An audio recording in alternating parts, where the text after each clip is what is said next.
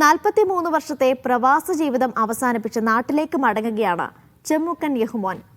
Dubai കൊട്ടാരത്തിലെ ജോലി അവസാനിപ്പിച്ചാണ് സ്വദേശമായ കോട്ടക്കലിലേക്ക് മടങ്ങുന്നത്. അറബിനാട് സമ്മാനിച്ച സ്നേഹവും ഓർമ്മകളുമെല്ലാം നെഞ്ചോട് ചേർത്താണ് യഹ്മോന്റെ മടക്കം.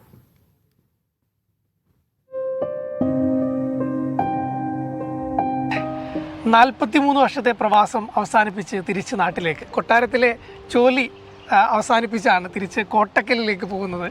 അപ്പോൾ ഇത്രയും വർഷത്തെ ഒരു ജീവിതം, അതും UAE ദുബൈയോട് ചേർന്ന് നിന്നിട്ടുള്ള ഒരു മലയാളി ജീവിതം, എന്താണ് തിരിച്ചു പോകുമ്പോൾ തോന്നുന്നത്? ഹാപ്പി തന്നെ, വളരെ വെരി ഹാപ്പി പറഞ്ഞില്ലേ. പക്ഷേ നമുക്കൊരു മിസ്സിങ് ഉണ്ടാവും, അത് സ്വാഭാവികമായിട്ട്. നമ്മൾ അന്ന് വന്ന് മുതൽ ഇന്ന് വരെ നമ്മൾ മലയാളികളാണെങ്കിൽ കേരളത്തിൻ്റെ കാസർഗോഡ് മുതൽ തിരുവനന്തപുരം വരെയുള്ളവർ, പിന്നെ മറ്റ് വ്യത്യസ്ത രാജ്യക്കാർ, അങ്ങനെയുള്ളൊരു ലൈഫിലാണ് ഞങ്ങൾ ഇവിടെ ജീവിച്ചിരുന്നത്. ഷെയ്ഖ് ഹംദാൻ ബിൻ റാഷിദിന്റെ പാലസിലായിരുന്നു വന്ന തുടക്കം മുതൽ, അല്ലേ? ഇത്രയും വർഷം അവിടെ തന്നെ ആയിരുന്നു. അവിടെ തന്നെ, ഞാൻ വേറെ എവിടെയും ജോലി ചെയ്തിട്ടില്ല, ഒന്നൊന്നു മുതൽ അവിടെ തന്നെ.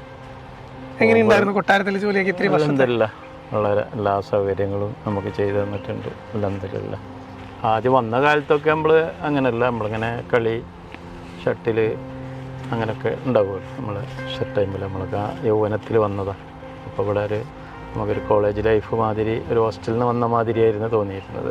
അങ്ങനത്തെ പിള്ളേരും വന്ന സമയം മുതൽ കുടുംബസമേതമായിരുന്നു ഇവിടെ താമസവും കാര്യങ്ങളൊക്കെ? ഒരു 5 കൊല്ലം കഴിഞ്ഞപ്പോൾ ഞാൻ കുടുംബസമേതം വന്നിട്ടുണ്ട്. പിന്നെ തിരിച്ചു പോകുന്നതും ഫാമിലിയോടൊപ്പം പോവാം. ഇവിടെ ഒരാളിവിടെ ബാക്കി വെച്ചിട്ടുണ്ട്, പിന്നെ ഒരാൾ ഇവിടെ മരണപ്പെട്ടല്ല, അതുകൊണ്ട് നമുക്ക് മറക്കാൻ കഴിയില്ല. അവർ ഇവിടെ തന്നെയാണ് മറയത്. സ്ഥലം മകൾ ഒക്കെ പെൺകുട്ടികളാണ്.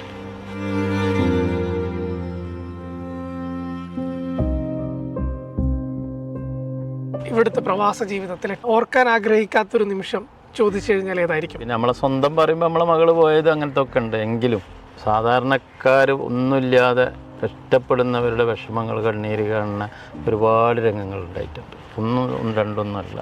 അതൊക്കെ കാണുമ്പോഴാണ് നമ്മൾ ഇതിക്കൊക്കെ വരുന്നതും ഇതിനു വേണ്ടി പ്രവർത്തിക്കാനൊക്കെ തോന്നുന്നതും.